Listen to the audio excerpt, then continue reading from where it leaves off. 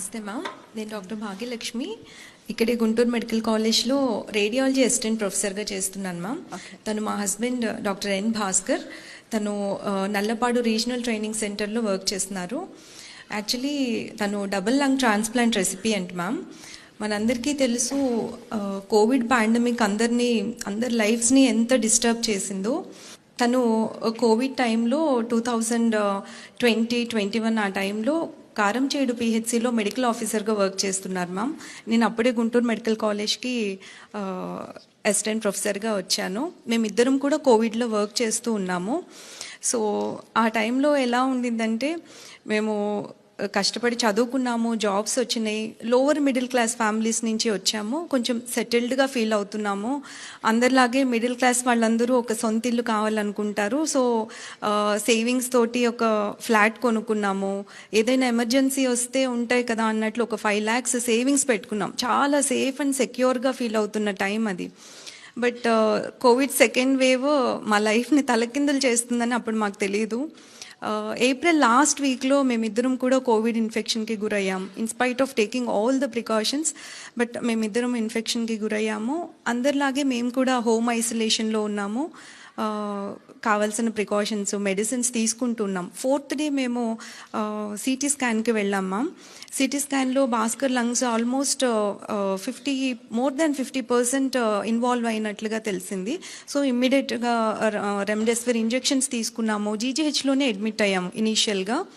So తన saturation levels drop అవుతూ ఉన్నాయి. ట్రీట్మెంట్కి పెద్దగా రెస్పాండ్ అవ్వట్లేదు. తర్వాత డిఫరెంట్ కార్పొరేట్ సెటప్స్కి మారుతున్నాం. దాదాపు 4 హాస్పిటల్స్కి తిరిగాం మేము. అయినప్పటికీ కూడా ప్రోగ్రెసివ్గా లంగ్స్ డ్యామేజ్ అవుతూనే ఉన్నాయి.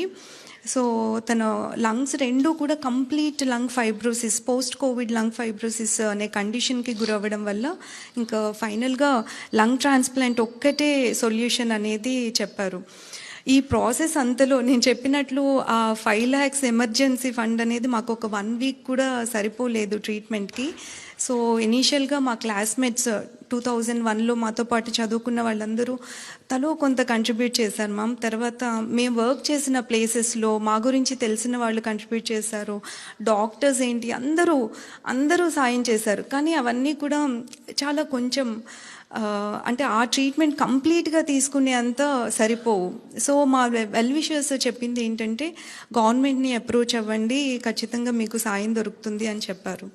సో మేము అప్పటి మినిస్టర్ గారు బాలినేని శ్రీనివాస్ రెడ్డి గారిని అప్రోచ్ అవ్వడం జరిగింది.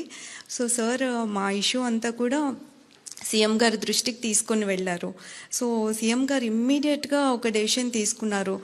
ఇంత కష్టపడి ఆనెస్ట్గా పనిచేస్తున్న డాక్టర్స్ ఈరోజు కోవిడ్ వల్ల చనిపోయే పరిస్థితి ఖచ్చితంగా రాకూడదు, గవర్నమెంట్ అండగా నిలబడుతుందని వెంటనే భాస్కర్ ట్రీట్మెంట్కి అవసరమైన ఎంత అయితే అంత గవర్నమెంట్ భరిస్తుంది అని మాట ఇచ్చారు. అది దాదాపు 1,17,00,000 అయింది తనకి. సో ఆ మొత్తం అమౌంట్ కూడా గవర్నమెంటే పే చేసింది. ఈరోజు భాస్కర్ ఇంత హెల్దీగా, హ్యాపీగా మేము మళ్ళీ నార్మల్గా మా లైఫ్ లీడ్ చేస్తున్నామంటే అది కేవలం సీఎం గారి చలవే. Thank you so much. How are you feeling, Bhaskar, now? I am okay. You okay? I'm doing good. Okay. Take care of yourself. How are you regularly going to the hospital? Yeah. You're doing your duties? Yeah, I'm doing my duties. Yeah. Great.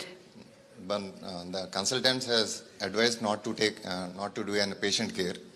Okay. So I am working as on teaching faculty here. Great.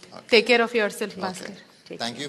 మేము కష్ట కాలంలో ఉన్నప్పుడు మాకు help చేసిన ప్రతి ఒక్కరికి, ముఖ్యంగా CM గారైన జగన్మోహన్ రెడ్డి గారికి, నాకు లంగ్ డొనేట్ చేసిన ఆ డోనర్ అండ్ దేర్ ఫ్యామిలీకి మేము జీవితాంతం రుణపడి ఉంటాం. Thank you.